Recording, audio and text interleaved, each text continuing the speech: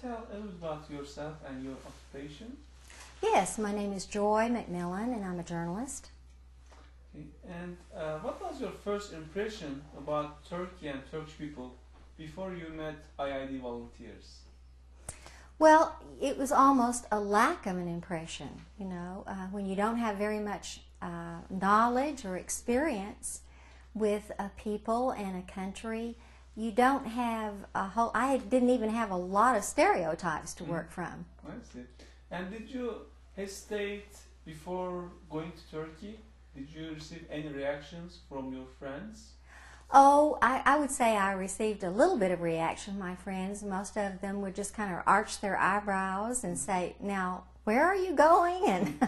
And more people I talk with a lot of times have traveled a lot, and almost no one, in fact, I don't think I talked with anyone who'd ever even been to the country of Turkey. So you are the first one who went to Turkey? Yes, I am, and of course they've been real eager to hear from me what my reactions have been. And what struck you the most in Turkey? Oh, it's hard to pick out a most, because your senses are just overwhelmed when you come to Turkey, and you just, everything is so new. It's all kind of gushing at you at one time. Of course, I'm deeply impressed with the people I've met in Turkey, and with the kind of character and the warmth, the kindness that I saw. I think Turkey has proud people who reach out very much to newcomers and strangers, and of course the beauty of the country. The archaeological sites, all those things were significant. Did you have any significant memories that you want to share with us?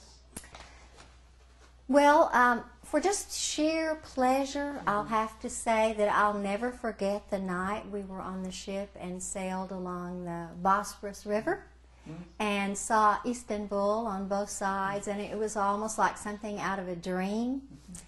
As a student, I had read the poem by William Butler Yeats, Sailing to Byzantium, and so it was like I was suddenly living something more wonderful than I could imagine. So I think on just the tourist or the social level, pleasure level, that was wonderful.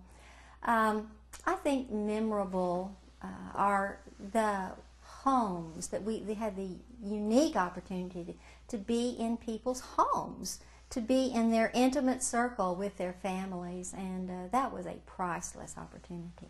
What was the impression of yours when you visited host families or sponsored families?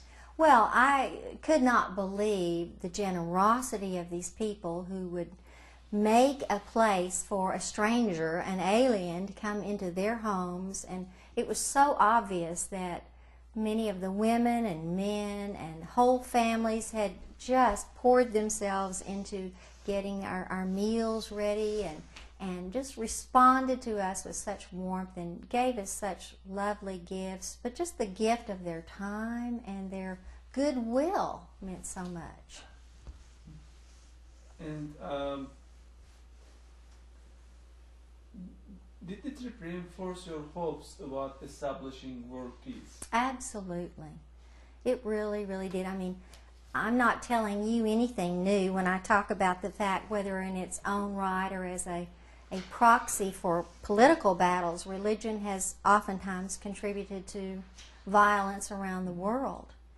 And when I was able to sit down across the table from another human being with a different faith and from a different culture, it forced me to think again about, really, we're all human beings. And when you can't speak another person's language and you look strange to one another because of your maybe your dress, you forget those things. And so, yes, I have a lot of hope and belief in what I feel like the dialogue and other events around the world are being conducted so that we can relate to one another on a peaceful basis. And did you have a chance to visit Gulen's schools in Turkey? We did. We enjoyed that very much, and our impression of them upon our visit is that they're very high quality schools and have a lot of motivational power to help boys and girls reach their full potential. How was the reaction of the students in those schools to your visit? Well, we didn't get to see a lot of students. I think we came at a time in which many of them were not there, but with the limited opportunity we had to be with them, it was a very positive reaction and warmth, just like it was with every individual we were able to visit with. And do you think that also this education system might help in facilitating interfaith dialogue and world peace? Oh, I do. I really definitely do. You can tell that in those schools they're being taught to think more broadly and more deeply than most of us think most of the time, and I think that will definitely create and raise up a generation of people who want to have peaceful relationships despite our variances in religious faith and even in political systems. And unfortunately, a few days ago, a French newspaper published a caricature about Prophet Muhammad, peace upon him, depicting him as a bomb, which created a big disappointment in the Muslim world. What's your reaction about that? Well, I'm deeply sorry for what has happened, because I know that it's important for us to show respect for one another and respect for our beliefs.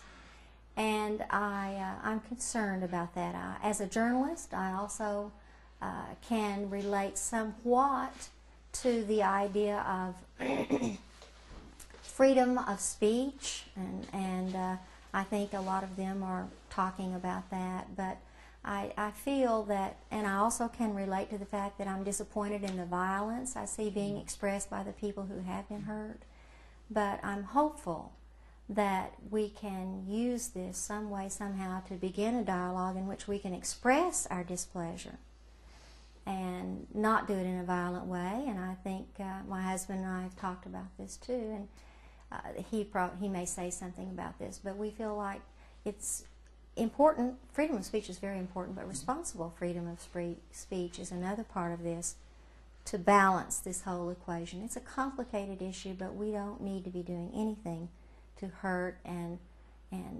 denigrate another person's most sacredly held beliefs.